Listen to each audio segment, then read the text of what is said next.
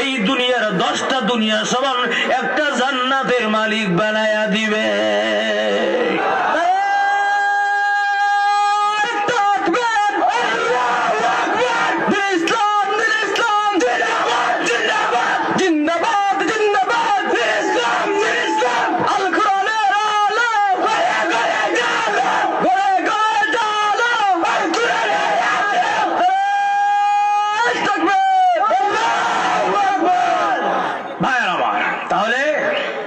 বলতেছিলাম আপনারা একটু জোরে সোরে আওয়াজ দিয়ে পড়েন তো, লা ইলাহা ইল্লাল্লাহ।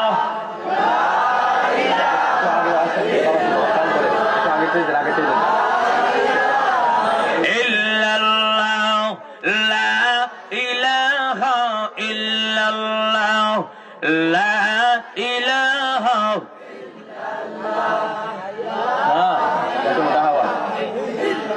জোরে, লা ইলাহা ইল্লাল্লাহ, লা ইলাহা ইল্লাল্লাহ। গাড়ি চলে না ড্রাইভার ছাড়া, বিমান চলে না পাইলট ছাড়া। ঠিক নেই? আস্তে কোন করে ঠিক কইলো ঠিক, না কইলো ঠিক, মাজুর ঠিক না। গাড়ি চলে না ড্রাইভার ছাড়া, বিমান চলে না পাইলট ছাড়া, মানুষ চলে না রুহু ছাড়া, এই পৃথিবী চলে না আল্লাহ ছাড়া। লা ইলাহা ইল্লাল্লাহ, জুড়ে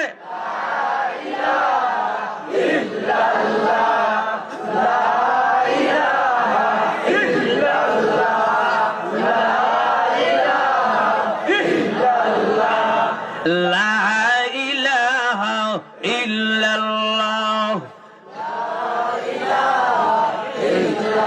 লা ইলাহা ইল্লাল্লাহ মুহাম্মাদুর রাসূলুল্লাহ সাল্লাল্লাহু আলাইহি সাল্লাম।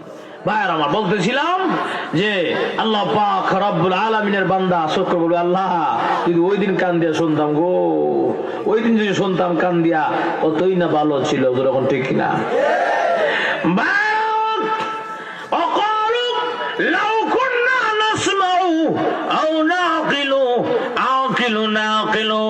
সব জম্মুতে গেলে মেরেছি গা। আল্লাহ যদি ওই দিন মাথা ব্রেন দিয়া বুঝতাম, অনুধাবন করতাম, মা কুন্না ফি আসহাবিস সাইর, আজকে জাহান্নামী হইতাম না গো। কি ভুল করেছি আল্লাহ, এখন বুঝেছি। আবার দুনিয়াতে পাঠাও। পাঠাবনি কোশ্চিন কালো পাঠানো হবে না। পাঠানোর আগেই আমাদেরকে সামান সংগ্রহ করতে হবে, আমল সংগ্রহ করতে হবে। আমল আর সামান ছাড়া জিন্দেগির কোনো দাম।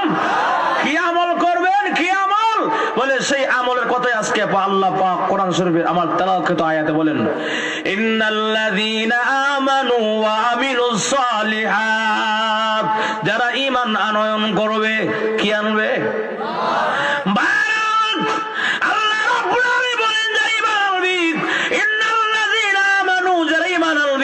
ঈমান আনার পরে আমলে সালেহ করবে। আমলে সালেহ কাকে বলা হয়? 5 ওয়াক্ত নামাজকে আমলে সালেহ বলা হয়, রোজাকে বলা হয়, কোরআন তেলাওয়াতকে বলা হয়, জিকিরকে বলা হয়, নফলকে বলা হয়, আওয়াবিনকে বলা হয়, ইশরাককে বলা হয়, স্বাস্থ্যকে বলা হয়, তাহাজ্জুদকে বলা হয়। সব কিছুর সমন্বয় হলো আমল আর সামাল। এগুলো হলো আমলে সালেহ।